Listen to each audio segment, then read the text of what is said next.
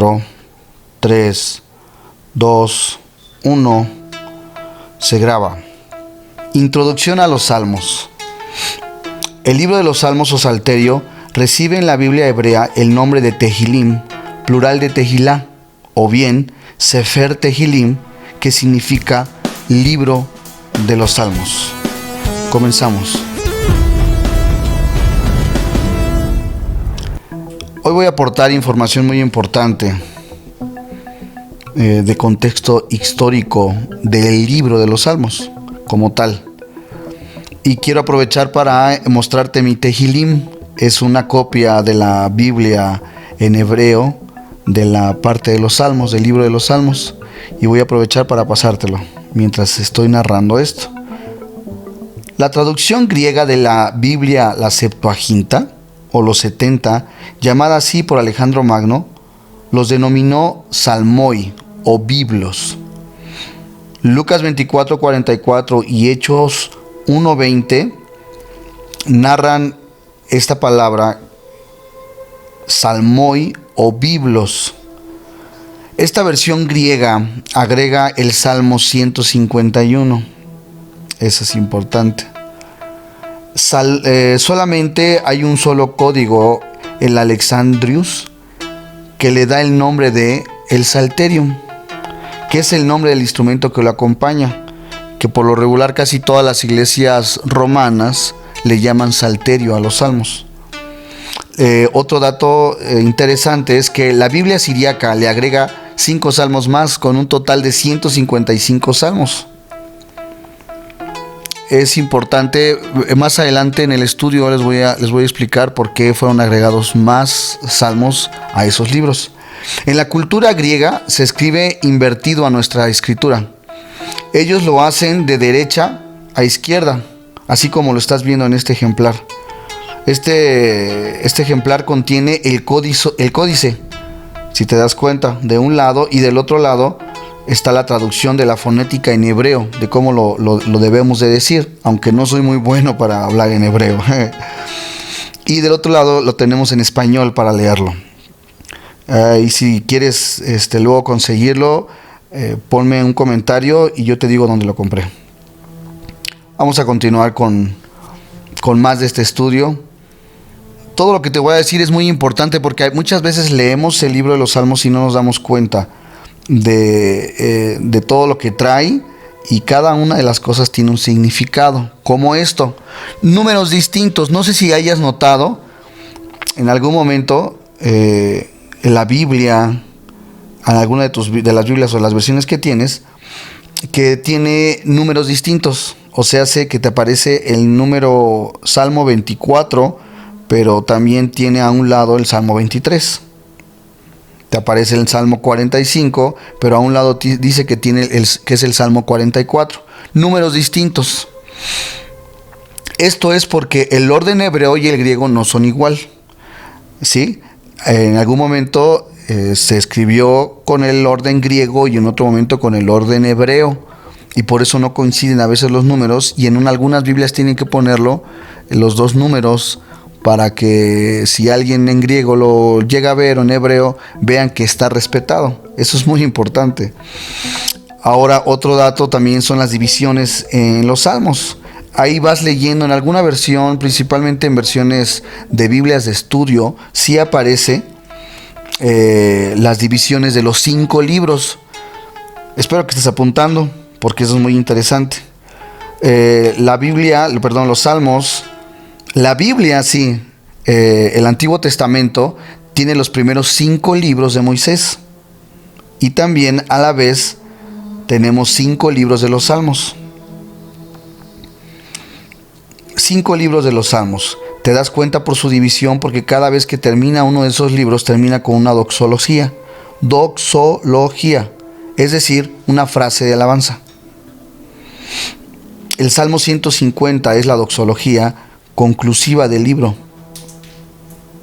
Te voy a dar y voy a apuntar, va a quedar aquí los libros con sus divisiones. El libro 1 es del Salmo 1 al Salmo 41. El libro 2 es del Salmo 41 42 al 72.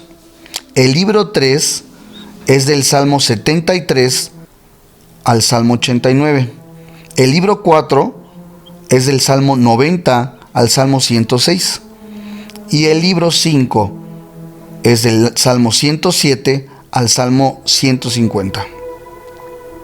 La división de los 5 libros se debe al ciclo de la lectura de las sinagogas. Tenía que corresponder con los 5 libros de Moisés. Se tenía que leer a la par. Era como una disciplina en las sinagogas leerlo de esa manera. Por eso lo dividieron en 5 libros. Actualmente los salmos no tienen un orden primitivo. Quedó fijado como lo conocemos en el siglo III. La razón principal que presidió el orden definitivo fue la interpretación mesiánica, pero es un misterio hasta la fecha. ¿Por qué están así? Si realmente no tienen un orden.